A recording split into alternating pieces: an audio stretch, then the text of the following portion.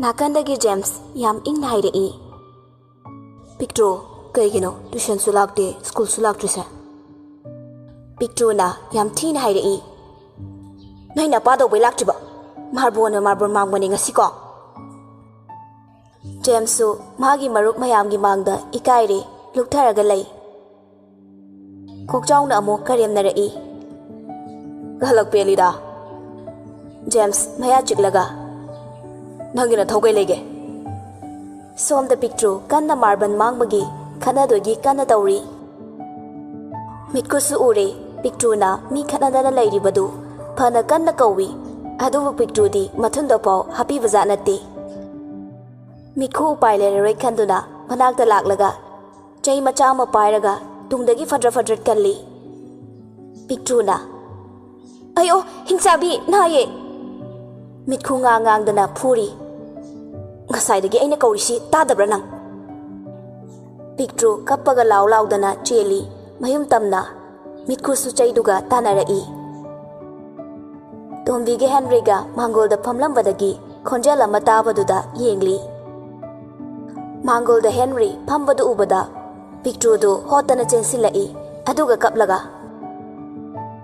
Kaka aibom ta kanbiyo. Aikhoi mahing chabisina aibu atore. Tombiga mikhogadi ikaibada loire. Picture na tawriba maongdu makhongadu machi langlaga. Makut adusu upulwa leibaklo. Khuzingaduna thira kaino khangde musuk muraga lay. Henry gi phazarabani haina lakchariba furit kadu picture gi makut amotpaduna paibadagi loina yadrabani loina susille. Macha chalo loshilo. Kakaga koirusu haraga.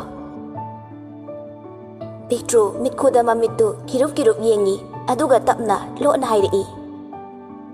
Kaka. Henry momo noklaga masu tapna. Hau tayi. Pictro machindu murum soli.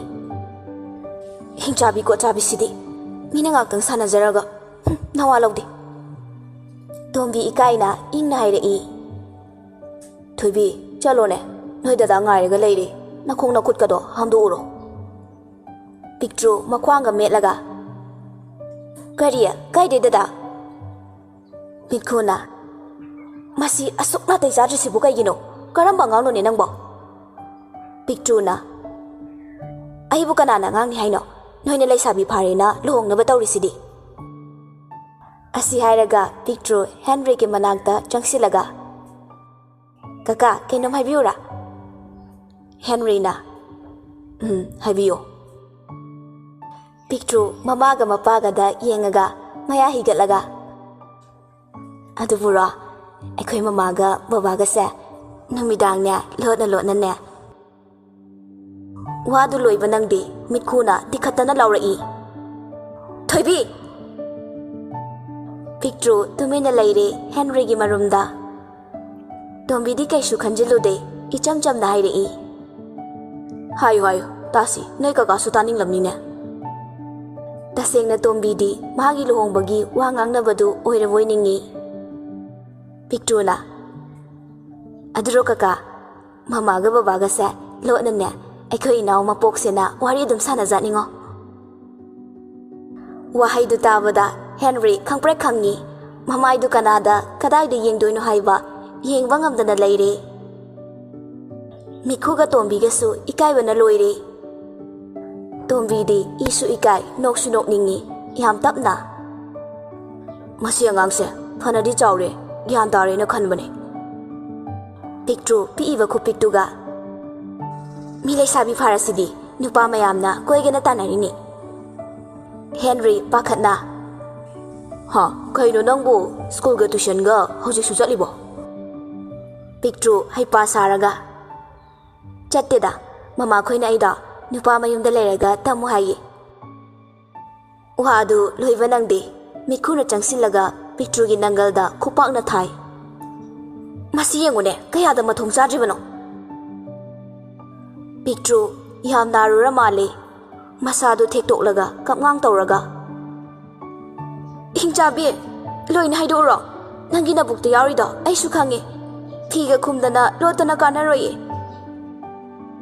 tasengna Henry di karino khangde pot ka lot liboi ningdana yengthorai mitkusu ikaina mabuk fina khumjinkhre Henry mamitu lauthorai aduga mamaidu salaitoi mikhuna pregnant oibadu ure Henry latla tauna macha loisilo chanaba tokshi Pictro machinde sau langdana loisili makhongadu isingmak ama puthokлагlaga chotpa chotaboi hami Tombina hai thoibi ising batin do tawne phajana hamune Pictro mi layega khangba janate thok hairei Kariya horena mu mi chatkhraga phubi ge haira ngamaro cho ai amu ising sokpaga ngan khaina ising likna sijinau khongku thambada ising mak ama ising yam tangi haiba aduga ngasina nawa lawde aina ising sokpa chatpaga ngamoi ko Tombi mamai fu hangatpa ngamdre mitkusu adu mangai ikaibana loire Henry gi mangda Henry di Pictro gi ingaw ngawzaba matawdu uraga hena nusiba pokle Pictro makhongdu thungba nate machet langkai khong hamine na tawribadu amuksu langbadu uraga phadiduna isingda chotlalaga langba jaga du taithoi matingadu thak dana Henry di nokningbada loirabani adubu khangzili Pictro gi maongdu yenglaga khangma ngamdraduna kanna nokthorai Pictro mamitu khani yenglaga naina pado boino ira sida kai nokninge Mikho pravrap changsilaga Pictro gi manadu kanna laithatli Pictro suktoklaga ayo na ya thado o hingjabi migi manase uchi mana oin ubra asiaraga kapi Henry na amok themjinbi macha yarese chalasilao Mikhuna Tombi de chirol tawrai nungaitana Tama thoibise sumaina sumtau lairaga mina mimana jagoiningdana to asikaina hairaktuisalo adune karamba fibamno khangreda gyan tadre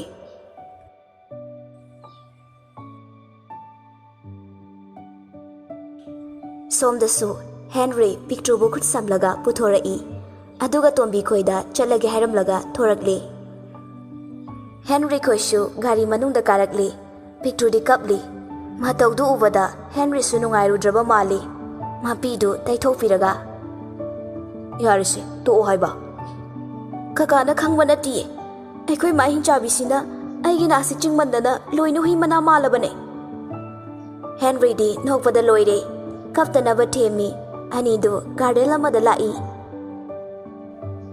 mafamtuda lakliba miyamdu price style amani ake amaugi tanaba laknaribani adubu Pictro di free t-shirt amaga halpen makak amaga marvan sanarubagi machi suchure Henry di Pictro bu nushibana kemtaga khanbide achapot khara lairaga changminarei lairiba mayamdu loina yengai maramdi Henry gi phibamduga Pictro gi maongdu ubadani Pictro angang oirabasu khangi mina dress phajaba setana lairamlaga madu ubada masu makhongdu yengthai chapal amanba amaga machet langbudu ubada matindu makhutta khara tairaga nanthui Henry yengthorai Pictro na tawramnibadu ubada imai aidiwa Kaka ngai khuo Henry sawring basu pawi ikai basu pawi tapna hairei macha yarese ada famsila o asi hairaga Henry ikai duna prap yam thuna chatli maga lakminaba mandana bahaina Pictro su chenchat tanarei imai masiyong tanarene aswai mi leitabasida oine phamuge anidu mafam amada famlaga achapot chanaba tawri Pictro midi koide achapot tu loraga makudu khoklaga chipchase Henry su nokfe tawraga lauge tawi adu Pictro na chingthoi aduga hairei no ai inpige chaba thakpada asuk chilau thikraba hangoi gankraba Henry Pictro gi matin wo kaiwo moliba khumotuga inbirei Henry kap tꯧda ngairi chaningda chasilli achapot chabadu loiraba tungda Henry Pictrugi makutu pairaga hairai macha nangsi kaigino yam nungsirise Pictru sunok aisu yam nungsiye kakase Henry Pictrugi khazaida nungsina chupiraga hairai asengba aise yam nungsibra kamai nungsirinoba adura nangde achapotsu ahawba yam pizai aduga koibasu pubi adugi ado kedoraba nungsiba haise kaino achapotla natraga kainoba mina haibadi yam taye ai kaino di khangdaba Henry mamitu lakthoklaga loirene aide hausipu nungsibagi meaningse takidrane hui fok nungsiba khange machaga yam poi aikhoi di kai fibam do tawduse Pictru paithoklaga nabu yam phattaba adu fo hainingdaba Henry di Pictru bu nungsibana ngauri Pictru bu konsilli aduga hairei nungsiba haibasa achapot sunate mi maming sunati adura ar haiba asi hairaga machindu khumduna nokli Pictru ngahaktan khallaga R haise R for river natraga R for rose la Henry na R hairibadu atayamata natti R for romance hairibani Henry mamaidu makuna khumlaga as pela poni aidine romance tawge khanbabu A for apple oina taraktore I kadana ngasine seran turan hairo umi kaka Henry du khaidau sawatna hairei R haidine Rambo haiba Pictru mamitu lakthoklaga khara handoi Rambo dongna phuge haira hoi adui di faredana phati Henry su karibu khala ino khangde Pictru gi makhutu chena pairaga khara nakshinduna hairei tabra Pictru su mangaktu nomi khara thuna hongladi fadongni is ngamocho ayam talleba ado noide leiraga ai school ka batali ko kaige chai jani ko kaka na nutigi thindoine yam talle me kaida mo chalo ki saina film ga yeningdro film palakpadagi Pictru harauna aya kaka yam yeninge Henry garden dudagi tholaklaga Pictru na film yeningi haimandana cinema hall amada lai manung changlakpada Pictru na kaino sidia mi uniform da pusila isa kaino uniform haide mi lona unabado maruga ko ihaiba mafam da natro Henry faini yengaga aidiba pila pone ai talle those kaka hat masidine nangbu film yengi haidaina film haudriye sibu film yengfam lo Henry magi phone do puthoklaga light kapi tu yengose uraba mi mayam le sidi khange mai ka papaduda mayam na lausilai Henry kaiduna tumina family hayaki tungda film su ka pa hore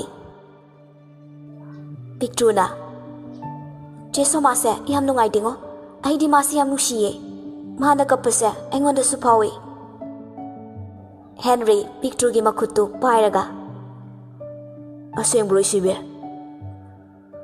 film do sum yenglambadagi romance ki matang yorakli Pictru di nok tana yengli Henry di film ga yengmanate Pictru gi acting du oina yenglaga mamonok chai Pictru na kaka Moigi film sa kamaina kapino Henry makhutu thillaga Blu-ray na kapine sida mangala ma kapthoi si ubra ai khang ngayaki tungda film loraduna thorakli showroom amada Pictru bu puduna lai Pictru di amukta adumba mafam udribani sangsu changdri film da kaida ubadagi hena magi fibam duga yam khenakre ꯑꯗꯨꯛꯀꯤ ꯃꯇꯤꯛ ꯅꯥꯜꯂꯤ꯫ ꯄꯤꯛꯇ꯭ꯔꯨ ꯆꯄꯜꯗꯨ ꯂꯧꯊꯣꯛꯂꯒ ꯆꯪꯉꯛꯏ꯫ ꯍꯦꯟꯔꯤꯅ "ꯍꯩꯃꯥ ꯇꯣꯡꯁꯤꯜꯂꯛꯑꯣꯅꯦ."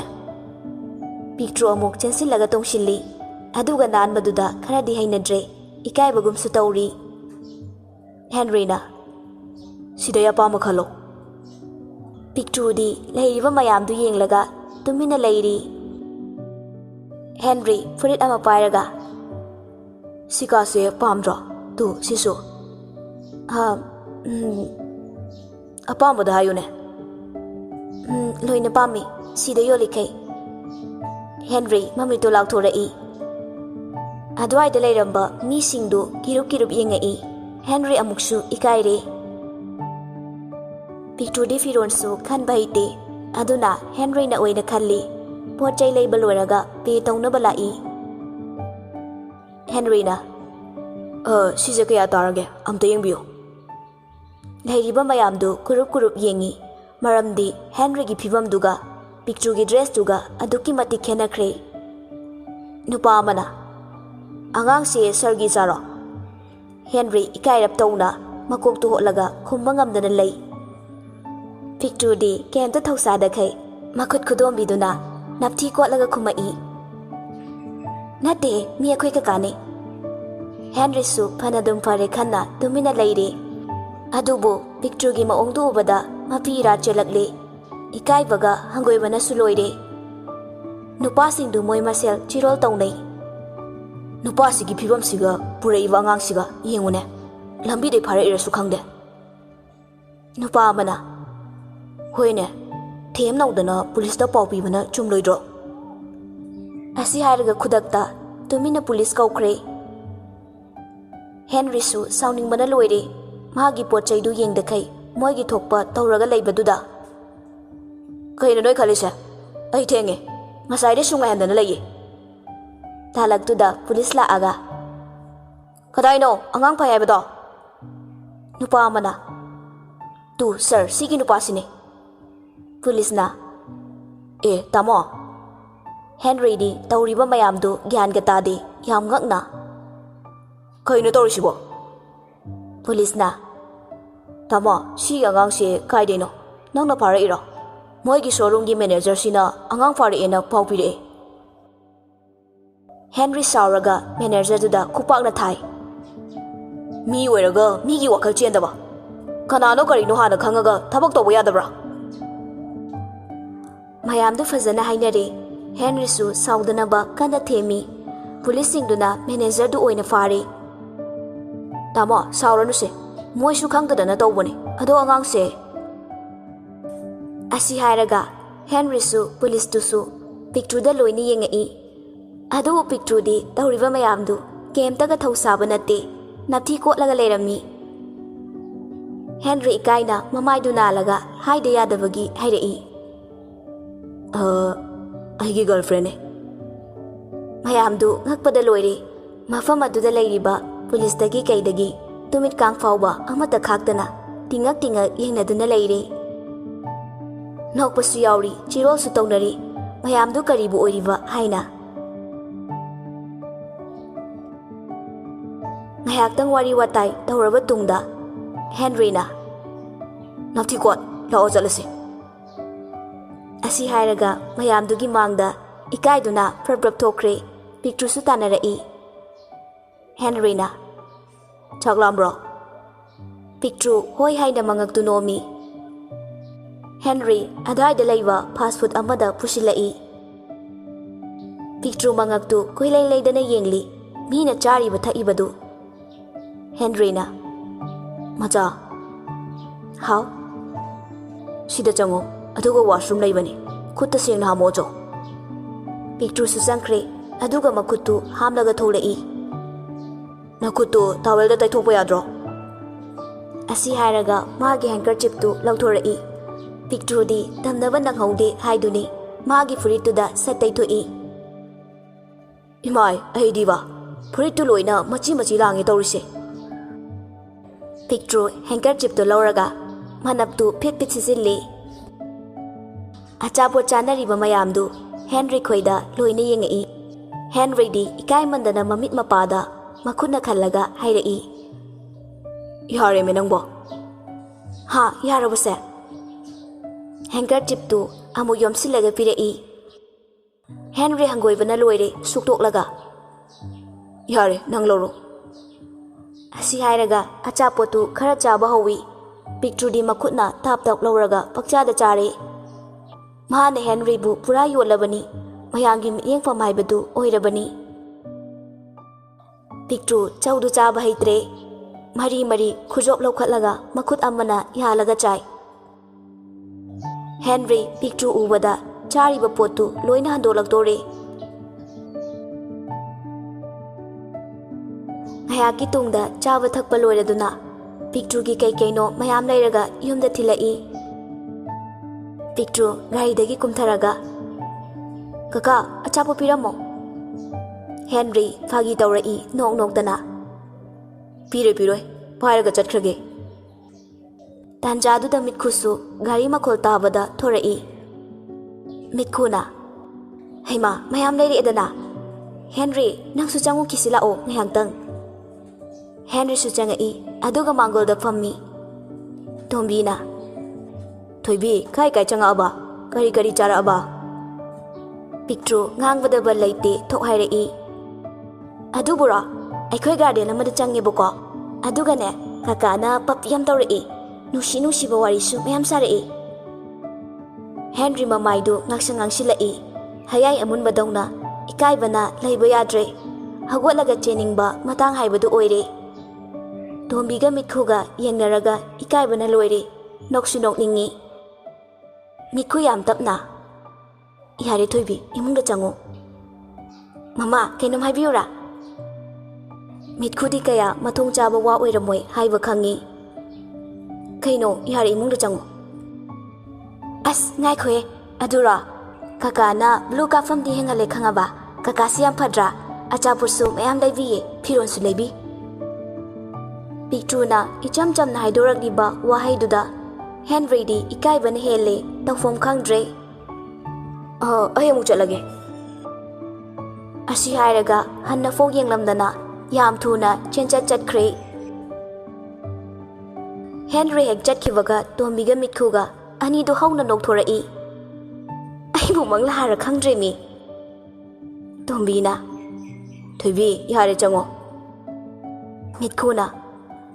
Migi machaga ikaidana chenkreba. Masigi angangsidine chonglamnai machade. Picture na. Ikai una taningde. Adumama ai luhongdo kyang walige. Tombina. Koiba chatlubadagi luhongbagi raga laba.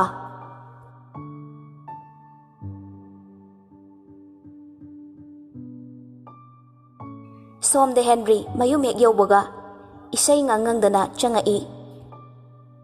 Muthina. Ses yadiko mi machadi isai ga ngangi ko. Isai ga ngangba yadabra haisa. Laimana. Ibungo angang do phajana mayumda thamlamnabo. Henry na. Oh no, ai diba. Laimana. Kaidawrage. Phone amta leira piramge tawbane. Upai leite. Kainu upai leite bo. Oh kawre. Kaide sa ama pharaga puba nate. Ngasi ai siramdori mimang phame. Muthi ngakna. Daria. Kaino nupi una chatlaga sa phabi sana chatliro. Henry na. Ai wathi tawno. Daningde ko. Ai ngak to pothage. Mai si yadre.